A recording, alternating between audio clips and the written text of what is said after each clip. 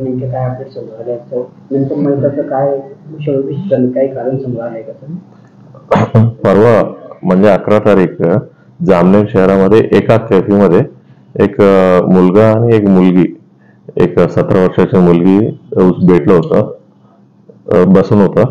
मग ते काय मुलांनी, ते शहराच्या मुलांनी आलं आणि त्या मुलांना तिथून उचलून घेऊन गेलं होतं बस स्टँड जवळ. मग तिकडनं त्यांचं जे मुला मुलींचं जे गाव होतं त्या गावाकडे नेलं आणि त्यांना मारहाण झालं होत्या.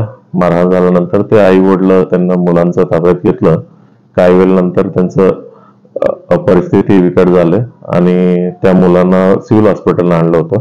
सिव्हिल हॉस्पिटलमध्ये आणल्यानंतर त्यांना ट्रीटमेंट दरम्यान त्यांना मृत्यू घोषित करण्यात आलं होतं. त्याच्या अनुषंगाने जामनेर पोलीस स्टेशनमध्ये कलम 103(1) आणि 103(2) म्हणजे मॉब लिंचिंगचं आणि मर्डरचं कलम लावून आम्ही गुन्हा दाखल केलेला आहे.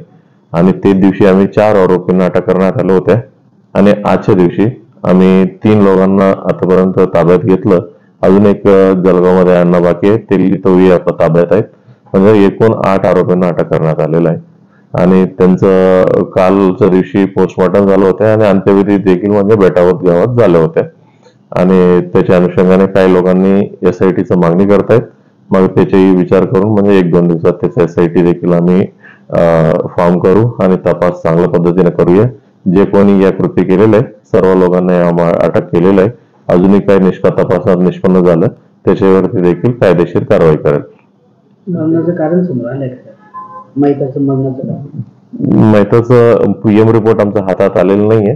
तरी पण म्हणजे त्यांना जेव्हा मारत असताना हेड इंजुरी झालं म्हणून प्रथमदर्शनी दिसत आहेत.